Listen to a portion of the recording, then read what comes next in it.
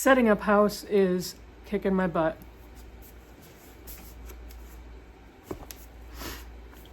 What's the date today? The 6th? 7th. It's the 7th today?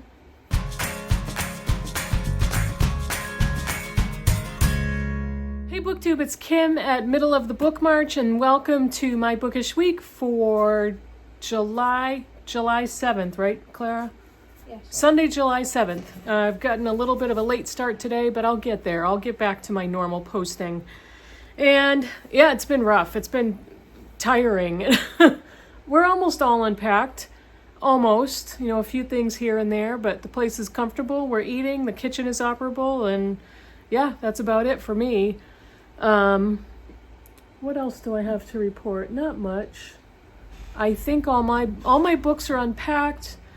Next week, I think, depending on how much I finish, I'll show you what I put in my little green library cart that I set up last weekend. And I've got my whole reason for it. Things will probably change, but I'll show you what I did. Anyway, that is about it for thank you very much. See you later. No, I haven't even started, but that's for my apartment update and my moving update. Let me talk to you about the 2 books I finished last week and the 2 books I'm currently reading. I finally finished Mr. Flood's Last Resort by Jess Kidd. Jess Kidd is now one of my favorite authors, and I've only got one more book of hers to read, which is The Night Ship that Britta and I will be reading sometime this year.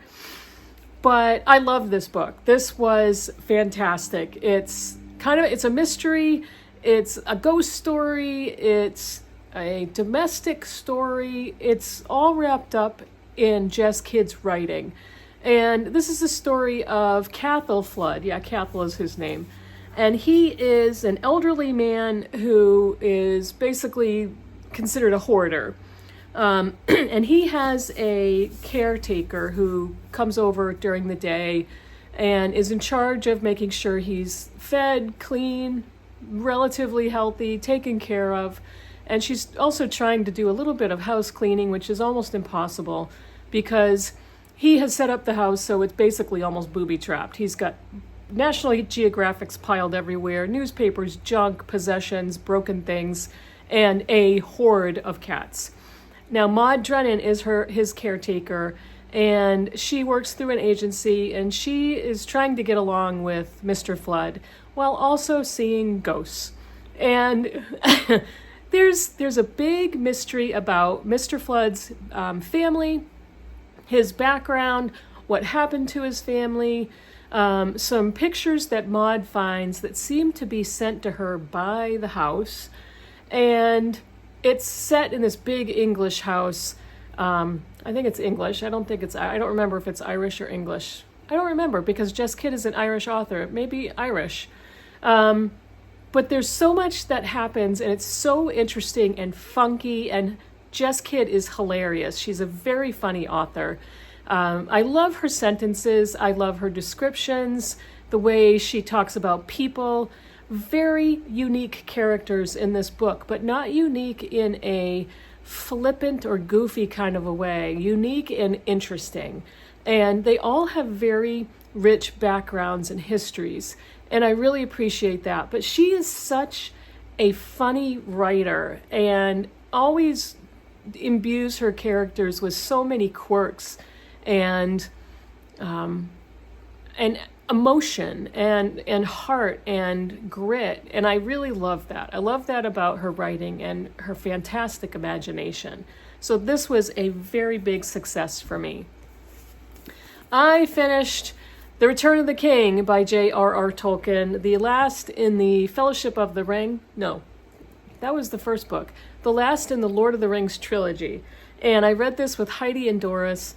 We've already talked about this. 5 stars. 5 stars for every book. Reading it with Heidi and Doris was so much fun. Just such intelligent conversations, but funny, and just getting along with this group of buddy readers and being able to have these conversations, and not even just about the book, but about life. Heidi and Doris supported me through some bad evenings, and I really appreciate both of them, but this was so much fun to do with them. And of course, it's the last installment in Frodo and Sam trying to destroy the ring by getting to Mordor, the Mount Doom. I listened to this narrated by Andy Serkis, and I am captivated by his narration and Juliet Stevenson's narration of the classics.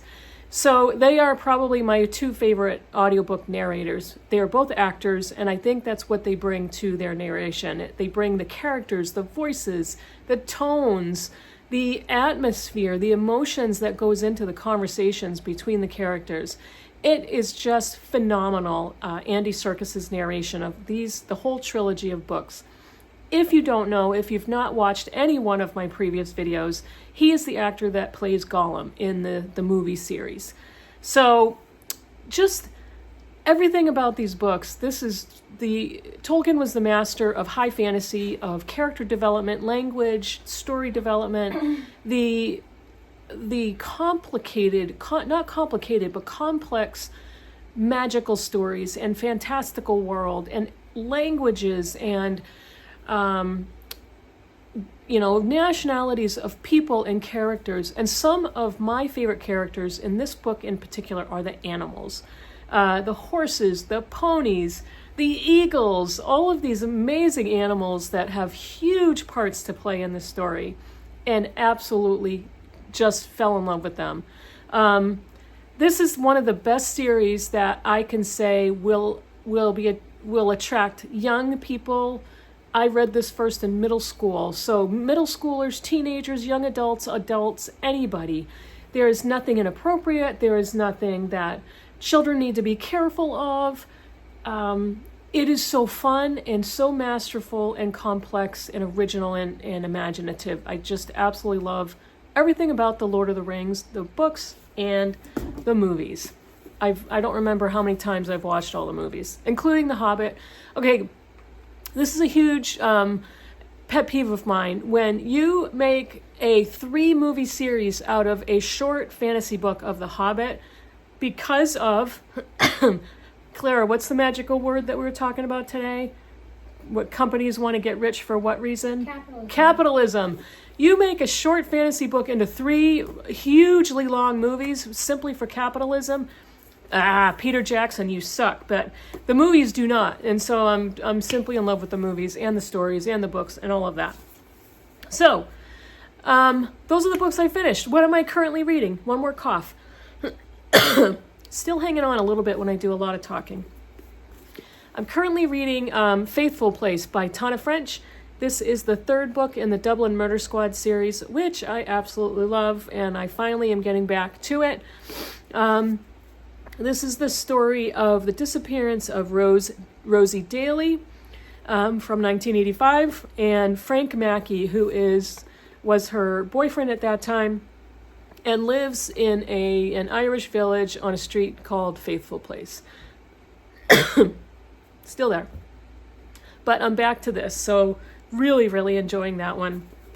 The other book I'm listening to, and it is Clanlands by Sam Heughan and Graham McTavish. They are actors from the series Outlander. And it's not based on the whole Outlander series, but they are kind of roaming the Scottish countryside in an RV, or a camper van as they call it. And they're both basically talking to each other in a conversational style. And they're talking about Scotland, the history of Scotland, their experiences on the Outlander series, the TV miniseries.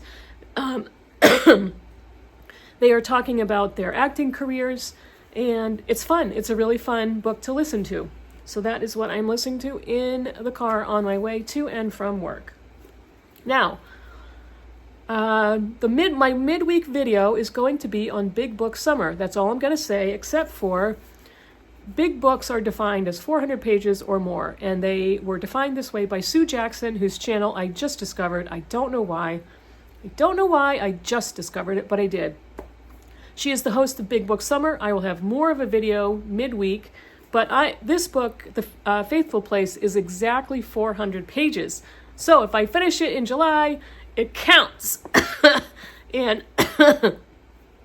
woo, in my video next week, midweek, I will have more details on Big Book Summer.